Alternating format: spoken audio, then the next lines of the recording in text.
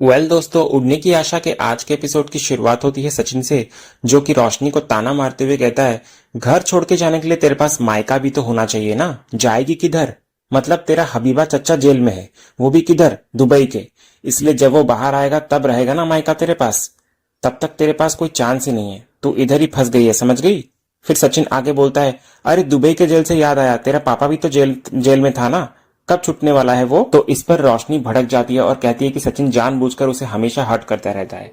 तभी परेश बीच में आकर सचिन को रोकता है और कहता है कि रोशनी को वो परेशान ना करे। इसके बाद परेश रिया को समझाता है कि अगर वो मायके चली जाएगी ऐसे तो उसके पेरेंट्स गलत सोचेंगे और हम ही लोग को दोष देंगे। लेकिन रिया साफ करती है कि उसने अपने पेरेंट्स को कुछ भी नहीं बताया, क्योंकि ये घर भी तो उसकी फैमिली है।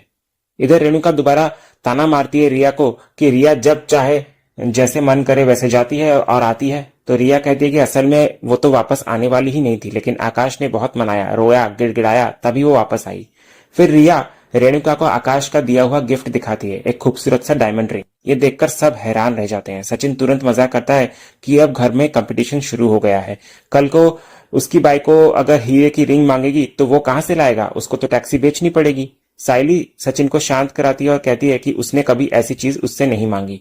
तो सचिन माहौल हल्का करने के लिए कहता है कि उसकी पत्नी वैसी है ही नहीं। तभी तेजस भी इधर कहता है, हाँ मेरी बाबू भी नहीं मांगती डायमंड की रिंग। तो इस पर सचिन तेजस को चिढ़ाते हुए कहता है, तू चोरी का लाके देगा ना, इसीलिए नहीं मांगती होगी। तभी इधर रेणुका सबको कहती है, ये डायमंड पुराण खत्म हो गया हो तो आरती करें। तो परेश बोलता है, हाँ हाँ चलो, सब तैयारी शुरू करो। अगले सीन में रेणुका अकेले में आकाश को बुलाती है और उसको डांटती है कि उसने उसकी बात क्यों नहीं मानी, रिया को क्यों वो घर ले आया, ऊपर से डायमंड रिंग भी लाकर दे दी। वो पूछती है कि इतने पैसे उसके पास कहां से आए, कहीं उधार उधार तो नहीं लिए? तो आकाश कहता है कि उसका जो वो कॉर्पोरेट ऑर्डर पूरा हुआ था तो उससे बॉस ने उसे कैश दिया था और उसी से उसने रिंग खरीदी। लेकिन रेणुका दोबारा आकाश को ताना मारती है कि पैसे मिलते ही उसने उसके बाइकों पर उड़ा दिए और उसकी मां के बारे में एक बार भी नहीं सोचा। तो आकाश सफाई में कहता है कि आई रिया नाराज थी इसलिए मैंने उसको ये गिफ्ट दिया, पर तू तो नाराज नहीं थी ना। फिर आकाश आगे कहता है कि साइली बहनी ने मुझे बहुत समझाया आई और मेरी हेल्प करी, इसलिए ये सब हुआ। तो ये सुनकर रेणुका भड़क जाती है और साइली को जाकर सीधा ताना मारती है कि वो घर में राज करना चाहती है।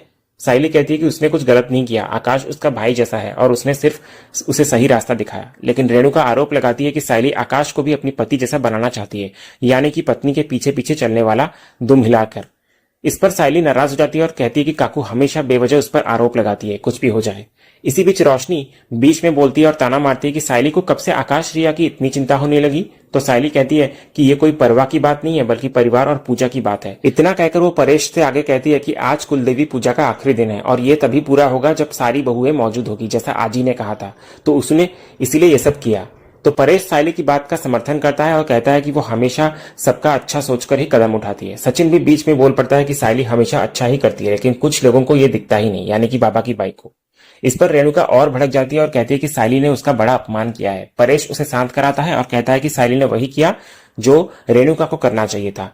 लेकिन रेणुका गुस्से में कहती है कि परेश हमेशा साइली का पक्ष लेता है। तो परेश इस पर रेणुका को कहता है, तेरी आत्मसम्मान से ज्यादा तेरे बेटे आकाश की खुशी ज्यादा मायने रखते हैं, ऐसा नहीं लगता है तुझे?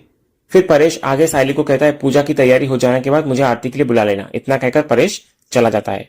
लेकिन इधर रेणुका फिर भी बाज नहीं आती। वो दोबारा साइली को धमकाती है, तू अपने आप को समझती क्या है और तुझे क्या लगता है कि ये सब करके तू पूरे घर को काबू कर पाएगी? मैं तुझे चेतावनी दे रही हूं कि अगर तूने मेरी मामलों में टांग अड़ाया ना तो मैं तुझे सीधा इस घर से बाहर निकाल दूंगी। एक बात कान खोलकर सुन ले कि तेरी औकात तू कभी भूलना मत, फूल वाली है तू। तभी इधर सचिन रेणुका को कहता है, तू किस तरह से बात कर रही है मेरी बाइकों से? मैं ये सब बर्दाश्त नहीं करेगा, समझी तू? तो रेणुका सचिन को कहती है, ए लोफर चुप रह। फिर रेणुका आगे साइली को कहती है, अगर इससे आगे तूने मेरी आत्मसम्मान को ठेस पहुंचाई ना तो देख लेना, मुझसे बुरा कोई नहीं होगा। इतना कहकर रेणुका चली जाती है। तो सचिन इधर से बोलता है कि इससे बुरा घर में कोई हो भी नहीं सकता। फिर सचिन साइली को बोलता है कि वो फिक्र न करे, वो ये रेणुका हमेशा ऐसे ही भंकस करती रहती है। दूसरे सीन में साइली अपने कमरे में अकेली बैठी होती है और सुप्रिया काकी और रेणुका की कड़वी बातों को याद करके रोने लगती है। तभी सचिन उसी वक्त उसके लिए खाना लेकर आता है, लेकिन उसे रोता देखकर समझाता है कि उसे तो गर्व होना चाहिए, क्योंकि उसने बाबा की बाइकों को सबके सामने सही जवाब दिया था। इधर सचिन आगे सायली को संभालते हुए कहता है कि उसे पता है कि असल में उसे सुप्रिया काकी की बातों ने ज्यादा चोट पहुंचाई है और वो वादा करता है कि इस वजह का पता वो जरूर लगाएगा। लेकिन सायली मान लेती है कि शायद काकी को उनका क्रिश से मिलना पसंद नहीं है, इसलिए अब वो तय करती है कि वो क्रिश से मिलने कभी नहीं जाएगी।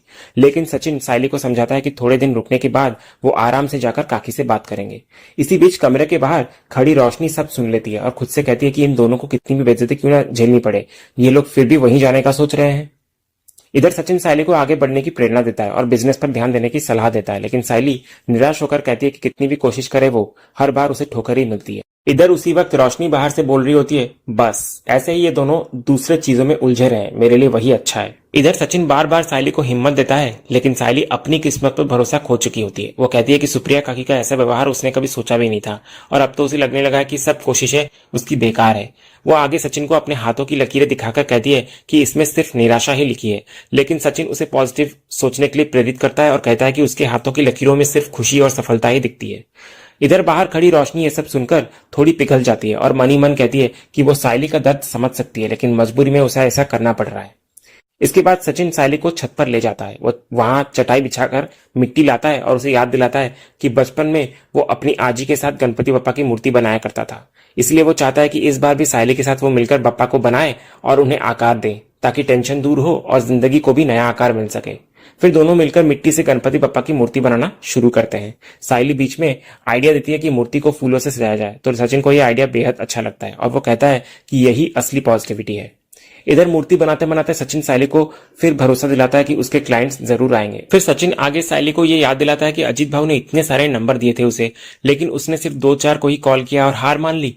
सचिन आगे उसे मोटिवेट करता है कि मेहनत से अगर वो काम करेगी तो पिंटिया जैसे लोग भी उसकी ईमानदारी और टैलेंट को मानने लगेंगे। दूसरे सीन में हमें सुबह का सीन दिखाया जाता है, जहां सायली अपने कमरे में आराम से सो रही होती है। तभी सचिन आता है और उसे प्यार से जगाता है और बेड टी देकर गुड मॉर्निंग कहता है। सचिन मजाक में कहता है कि जब तक उनका ये अपना कमरा है वो आराम से ऐसे चाय कॉफी का मजा ले सकते हैं, क्योंकि अक्सर सायली पूरे घर में सबको चाय पिलाती रहती है, लेकिन खुद चैन से एक घूंट भी नहीं पी पाती। इधर सचिन आगे उसे समझाता है कि जब उनका खुद का घर बनेगा तब वो सायली को रानी की तरह रखेगा। इन प्यारी बातों से सायली बहुत खुश हो जाती है और सचिन को शुक्रिया कहती है कि वो हमेशा उसका साथ देता है और हर मुश्किल वक्त में उसे हिम्मत दिलाता है। तभी अचानक सायली का फोन बजता है। फोन अजीत भाऊ का होता है। अजीत भाऊ कहते हैं कि 3 गणपति पंडालों को डेकोरेशन और फूलों की तुरंत जरूरत है, श्री गणेश पंडाल, पोखरान बिहार पंडाल और मराठी समाज गणेश पंडाल, और सायली को वो अपना टेंडर लेकर तुरंत वहां जाने को कहते हैं। इधर सायली बहुत उत्साहित हो जाती है और तुरंत एड्रेस मांग लेती है। फोन कट होने के बाद वो सचिन को बताती है कि ये कॉन्ट्रैक्ट उसके लिए बहुत बड़ा मौका बन सकता है। सचिन उसे पॉजिटिव सोचने की सलाह देता है और कहता है कि ये सुनहरा अवसर है उसके लिए। इधर सायली तुरंत प्रेजेंटेशन तैयार करने की बात करती है। वो पुराने पंडाल डिजाइन्स को सुधारकर इको फ्रेंडली कॉन्सेप्ट पर जोर देने का प्लान बनाती है। उसका आइडिया होता है कि डेकोरेशन का सामान ऐसा इस्तेमाल हो जो बार बार काम आए, फूलों को ड्राई फ्लावर बनाने भेजा जाए और गणपति की मूर्ति भी इको फ्रेंडली हो। तो सचिन भी उसकी इस सोच को बहुत सराहता है। इसके बाद सचिन और सायली दोनों पंडाल कमेटी के आदमी से मिलने पहुंचते हैं। सायली अपने डिजाइन्स दिखाती है, जिसे देखकर कमेटी वाला काफी खुश हो जाता है और उसकी तारीफ करता है। सायली उन्हें पूरा प्रेजेंटेशन समझाती है, कैसे ये डेकोरेशन सुंदर भी होगा और पर्यावरण को नुकसान भी नहीं करेगा और पैसों की भी बचत करेगा। इसी बीच एक और कॉन्ट्रैक्टर वहां आता है, तो कमेटी वाला दोनों से कहता है, यानी कि सायली और सचिन को, कि वे थोड़ी देर बाहर बैठ जाएं ताकि वो नए आए व्यक्ति से बात कर सके। तो सचिन और सायली बाहर इंतजार करने लगते हैं। इधर सचिन सायली को दिलासा देता है कि कॉन्ट्रैक्ट उसी को मिलेगा, क्योंकि उसका प्रेजेंटेशन सबसे बेहतरीन था। लेकिन सायली है कि थोड़ी नर्वस रहती है और कहती है कि वहां और भी लोग हैं जिन्होंने टेंडर भरा है। तभी अचानक वहां पिंटिया अपने आदमियों के साथ आता है। वो सायली को नमस्ते करता है और अंदर चला जाता है। इधर पिंटिया को देखकर सायली का चेहरा उतर जाता है और वो मनी मन सोचती है कि अब यह कॉन्ट्रैक्ट उसके हाथ से निकल जाएगा। इधर सचिन जिज्ञासु होकर सायली से पूछता है कि यह आदमी कौन था, लेकिन सायली साफ जवाब देने से बचती है और बात को टाल देती है। इधर दूसरे सीन में घर पर रेणुका तैयार हो रही होती है। तभी परेश उसके लिए खास गजरा लेकर आता है। वो उसे कहता है कि तू बता रही थी ना तू आज कहीं बाहर जाने वाली है, तो इसलिए मैंने सायली से कहकर ये गजरा बनवाया है तेरे लिए। तो वो गजरा देखकर रेणुका खुश होती है। इसी दौरान परेश अपने दिल की बात खोलता है। वो रेणुका को बताता है कि नौकरी और परिवार की जिम्मेदारियों में उसने अपना पूरा जीवन लगा दिया, लेकिन बच्चों के बचपन को समय नहीं दे पाया। रेणुका परेश को समझाती है कि उसने परिवार को जो भी दिया है वो बहुत है, लेकिन परेश कहता है कि वक्त के साथ बच्चों की सोच बदल रही है, इसलिए हमें भी उनके साथ कदम मिलाकर उनके जैसा सोचना होगा। रेणुका का कहना होता है कि वो सिर्फ इतना चाहती है कि घर में अनुशासन और रिश्तों की मर्यादा बनी रहे, लेकिन परेश मानता है कि बात सही है, पर उसे सचिन और आकाश से ज्यादा चिंता तेजस की है। तो इस पर रेणुका तुरंत तेजस का पक्ष लेती है और कहती है कि एक दिन तेजस ही घर का नाम रोशन करेगा। लेकिन परेश उल्टा कहता है कि वो अंधविश्वास कर रही है, क्योंकि उसने कभी गौर किया है कि आजकल तेजस का व्यवहार बहुत बदल गया है। छोटी छोटी बातों से डर जाता है, पैसों को लेकर हमेशा झगड़ता है और सिर्फ अपने बारे में ही सोचता है। फिर परेश आगे साफ कहता है कि अब हमें तेजस के भविष्य के बारे में गंभीर होना पड़ेगा। वो रेणुका को चेतावनी देता है कि अब अगर उसने उसके नादानियों को छुपाया या बचाया तो उसका उस पर से भरोसा उठ जाएगा। वो रेणुका से वादा करवाता है कि वो अब तेजस का अंधा समर्थन नहीं करेगी, तो मजबूर होकर रेणुका मान जाती है। इसके बाद परेश बड़े ही प्यार से रेणुका के बालों में गजरा लगाता हुआ नजर आता है, लेकिन अंदर से रेणुका परेशान होती है और खुद मानती है कि परेश सही कह रहा है। उसे लग रहा है कि तेजस का बर्ताव वाकई दिन ब दिन अजीब हो रहा है और अब उसे इसकी असली वजह ढूंढनी होगी। दूसरे सीन में घर के अंदर अचानक तेजस मंकी कैप पहनकर चुपके से घुसता है। उसे देखकर रेणुका चोर समझ बैठती है और मारने लगती है, लेकिन तेजस घबराकर कहता है कि वो है तेजस। इधर रेणुका हैरान होती है कि वो अपने ही घर में चोरों की तरह क्यों घुस गया है। तो तेजस रेणुका को कहता है कि अगर कोई पूछे उसके बारे में तो वो बता दे कि उसने तेजस को घर से निकाल दिया है। तो रेणुका को उसकी बातों पर शक होने लगता है और वो पूछती है कि आखिर अब उसने कौन सा नया कांड कर दिया है। तो सबसे पहले तो तेजस झूठ बोलता है कि वो बहुत पैसे कमा रहा है और लोग इसी वजह से उससे पैसे मांगने आने लगे हैं, इसीलिए वो छुप रहा है। लेकिन रेणुका तुरंत उसका झूठ पकड़ लेती है और डांटती है और एक थप्पड़ भी मारती है। फिर आखिरकार तेजस सारा सच बता देता है। उसने क्रेडिट कार्ड में भारी खर्च कर दिया है, 8 लाख का बिल बाकी है और उस पर तावड़े नाम का खतरनाक आदमी पीछे पड़ा है। पहले भी 5 लाख का नुकसान झेल चुका है और अब डर के मारे परेशान है। तो रेणुका गुस्से में कहती है कि उसने बहुत बड़ा कांड किया है, अब केवल किडनी बेचने का ऑप्शन बचा है। साथ ही रेणुका चेतावनी देती है कि अगर ये बात सचिन या उसके बाबा तक पहुंची तो उसकी खैर नहीं, उसे छोड़ेंगे नहीं वो लोग। इसी बीच तेजस को तावड़े का कॉल आता है। फोन रेणुका उठा लेती है और स्पीकर पर रखती है। तावड़े धमकी देता है कि वो घर तक आ रहा है, ईएमआई भी लेगा और तेजस की इज्जत भी खराब करेगा। कॉल कटते ही तेजस घबरा जाता है और रेणुका को कहता है कि वो उसे बचा ले।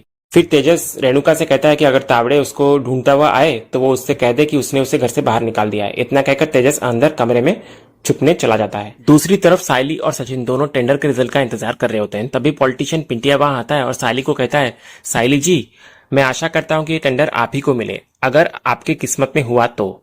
इतना कहकर पिंटिया चला जाता है और उसके जाते ही सचिन पूछता है कि ये आदमी कौन था और ऐसा क्यों बोला।